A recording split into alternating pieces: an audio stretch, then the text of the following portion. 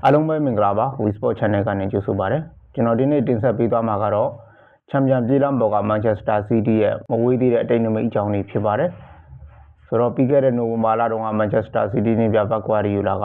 နိုဝင်ဘာလအတွင်းမှာဘယ်အသင်းမှချန်ပီယံမဖြစ်ခဲ့ပါဘူးဆိုပြီးတော့မှပြောသွားခဲ့ပါတယ်အဲဒီလိုပြောသွားခဲ့တဲ့နောက်ပိုင်းမှာတော့ Manchester City ကနောက်ဆုံး6ပွဲမှာ9ပွဲအထိအနိုင်ရခဲ့ပြီးအဓိကပြိုင်ဖက်ဖြစ်တဲ့Arsenal အသင်းကတော့အဲ့ဒီ6ပွဲမှာ9မှတ်ထိဆုံးရှုံးထားခဲ့ရတာဖြစ်ပါတယ်။ပြီးခဲ့တဲ့တပတ်ပွဲစဉ်တုန်းကလည်းပဲ Manchester City ဟာ Premier League မှာကစားရအခက်ခဲတယ်ဆိုတဲ့ Crystal Palace အသင်းကိုအဝေးကွင်းမှာ3ဂိုးပြတ်နဲ့ခြေပြတ်ကိုပြတ်အနိုင်ယူနိုင်ခဲ့ပြီးတော့ Arsenal အသင်းကတော့ Premier League ရဲ့အမှတ်ပေးစရာအောက်ဆုံးမှာရှိနေတဲ့ Bournemouth အသင်းကိုအနိုင်ရသွားခဲ့တယ်။ခက်ခဲတကယ်ကစားခဲ့ရတယ်ပေါ့နော်ဆိုတော့ကျွန်တော်တို့ဒီပြောရမယ်ဆိုတော့ Manchester City ဟာအရင်ကတည်းကပိုပြီးကောင်းလာတယ် Manchester City ပြန်လာပြီလို့ပြောလို့ရတယ်ဒါပေမဲ့ Arsenal ကတော့တစ်ဖက်မှာ Manchester City ရဲ့အပြောင်းပြန်နည်းနည်းရိုင်နဲ့ချင်လာတဲ့ပုံစံကိုကျွန်တော်တို့မြင်နေတွေ့နေရတယ်နောက်ထပ်အသင်းအနေနဲ့ Aston Villa အသင်းဟာလည်းပဲနောက်ဆုံး6ပွဲမှာ6ပွဲလုံးအနိုင်ရာနှုန်းပြည့်အနိုင်ပွဲတွေရပြီးတော့မှ Arsenal နဲ့3မှတ်ကွာတဲ့အခြေအနေကိုရောက်လာတယ်ဒါပေမဲ့ Aston Villa အသင်းရဲ့စုပွဲမှုရသူတို့အရန်အင်အားတောင်းတင်းမှုပါတယ်ကျွန်တော်တို့ကြည့်မယ်ဆိုရင်တရားဒီလုံးမှာသူ့အနေနဲ့ချန်ပီယံကိုစိန်ခေါ်နိုင်မဲ့အသင်းအဖြစ်ကျွန်တော်ကတော့မမြင်မိဘူးဒါကတော့ကျွန်တော်ရဲ့အမြင်ပေါ့နော်မမြင်ဘူးအဓိကပြန်ရမှာကတော့ Manchester City နဲ့ Arsenal လို့ပဲကျွန်တော်ကတော့မြင်ပါတယ်ဒီမှာကျွန်တော်ပြောချင်တာကတော့ Manchester City ရဲ့ပြီးခဲ့တဲ့9နှစ်အတွင်းမှာသူတို့ဒီဖလား5ချိန်ရခဲ့တယ်အဲ့ဒီမှာသူတို့ရဲ့စံချိန်တွေရှိခဲ့တယ်ကျွန်တော်တို့အဲ့ဒီစံချိန်တွေကအဓိက3ချက်အကြောင်းကိုကျွန်တော်ပြောသွားမှာဖြစ်ပါတယ်နံပါတ်1အနေနဲ့ကတော့ကျွန်တော်တို့ Manchester City ရဲ့ရှုံးမပေးတတ်ခြင်းကိုကျွန်တော်ပြောလိုပါတယ်ပြီးတော့ဗါလဲဆိုတော့ဒီနိုဝင်ဘာလတုန်းက Arsenal ရဲ့ဥဆောင်မှုကိုခံရတဲ့အချိန်မှာပတ်ကွာရယူလာအမေးခါရတော့ Arsenal နဲ့ Manchester City ကရမှတ်6မှတ်ထိ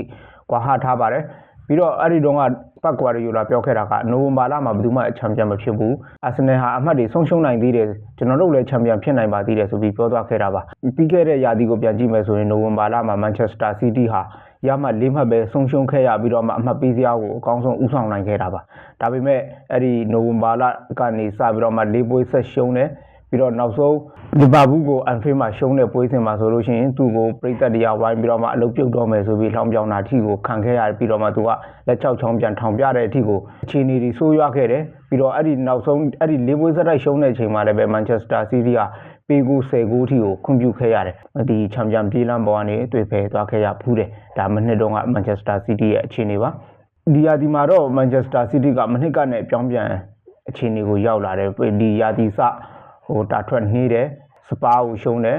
Brighton ကိုရှုံးတယ်ရာသီစတုန်းကရလက်ဒီကမောက်ကမဖြစ်တဲ့အတင်းအရတမမိဘူးဟာလန်တယောက်တည်းကိုအားကိုးနေရတဲ့အခြေအနေတွေရှိခဲ့တယ်ဆိုတော့ဒီလိုအခြေအနေတွေရှိခဲ့ပေမဲ့ဒီတဖြည်းဖြည်းနဲ့ဒဏ်ရာရကစားသမားတွေပြန်လဲကောင်းမွန်လာတဲ့နောက်ပိုင်းမှာတော့ချန်ပီယံပြေးလမ်းပေါ်ကိုပြန်ပြီးတော့မှရောက်လာတယ်ဒီလိုရောက်လာတဲ့ခါမှာလည်းလွယ်ကူကူရောက်လာတာတော့မဟုတ် League တို့Fulham တို့နဲ့ကစားတဲ့ပွဲတွေဆိုတကယ်အတူတင်ကိုတင်ကစားပြီးတော့မှခက်အနိုင်ရခဲ့တယ်ဒါပေမဲ့ Manchester City ကဘလို့ပဲဖြစ်ကျွန်တော်တို့ဒီအကောင်းဆုံးခြေစွမ်းကိုပြန်ရောက်လာပြီပြီးတော့အခုဆိုရင် Manchester City က16ပွဲကစားပြီးချိန်မှာရမှတ်က34မှတ်ထိရရှိသွားပြီဖြစ်ပါတယ်ဒါက2020နဲ့23ခုနှစ်သူတို့ဖလားရခဲ့တော့ရတဲ့ရမှတ်ထက်များနေပြီပေါ့နော်ဒီရာသီ16ပွဲပြီးမှရခဲ့တဲ့ရမှတ်ကဖလားယူခဲ့တဲ့နှစ်တွေတုန်းကရခဲ့တဲ့ရမှတ်ထက်ပိုပြီးတော့မှများတဲ့အခြေအနေကိုရောက်လာတယ်နံပါတ်1ကတော့ Manchester City ဟာရာသီဝက်မှာပိုပြီးကောင်းတဲ့အသင်းဖြစ်တယ်ဆိုတဲ့အကြောင်းပါ Arsenal အတွက်ကတော့သတင်းဆိုးတစ်ခုဖြစ်နေမှာပါManchester City အသင်းဟာပထမရာသီဝက်ပြီးဒုတိယရာသီဝက်မှာပို့ပြီးတော့မှခြေစွမ်းကောင်းနေ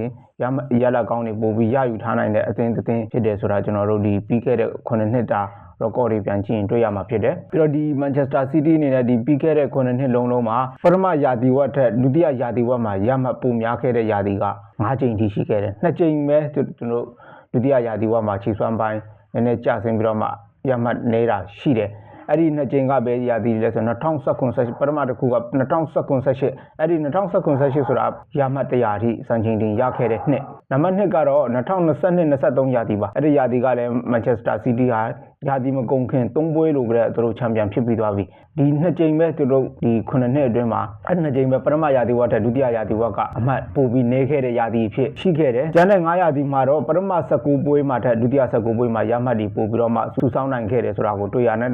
2018-19ဘောလုံးရာသီတုန်းကဆိုဒုတိယရာသီဝက်မှာတော့ရမှတ်58မှတ်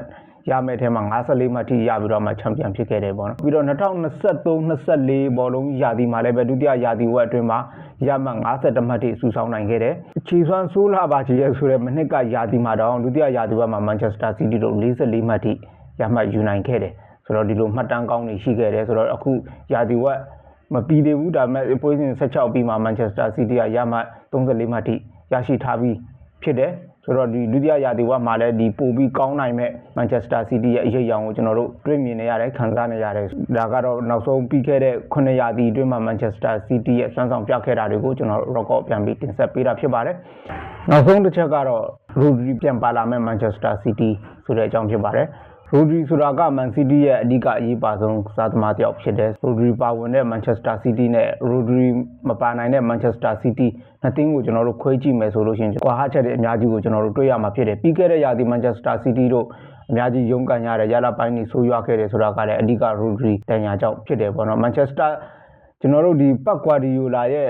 အသင်းကိုကြည့်မယ်ဆိုရင်သူကအဓိကဒီကွင်းနဲ့ခန့်စစ်ကစားသမားပဲကျွန်တော်တို့ဒီရိုဒရီမတိုင်ခင်တော့ကလည်းမန်ချက်စတာစီးတီးမှာဖာနာဒင်ဟိုရှိတယ်ဒီမတိုင်ခင်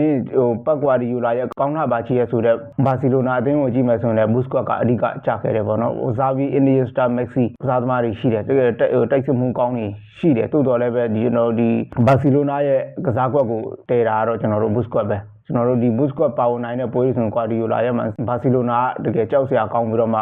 ဘူစကွတ်မပါဝင်နိုင်တဲ့ပွဲတွေဆိုရင်ရလဒ်တွေအနေနဲ့လွှဲချော်တာတွေရှိခဲ့ဘူးတယ်ကျွန်တော်တို့မန်စီးတီးစရောက်တုန်းကလည်းကျွန်တော်တို့ဖာနန်ဒီဟိုပေါ့နော်ဖာနန်ဒီဟိုပါဝင်နိုင်တဲ့ပွဲတွေနဲ့ဖာနန်ဒီဟိုမှာပါဝင်နိုင်တဲ့ပွဲတွေမှာမန်ချက်စတာစီးတီးကကွာဟချက်တွေရှိခဲ့တယ်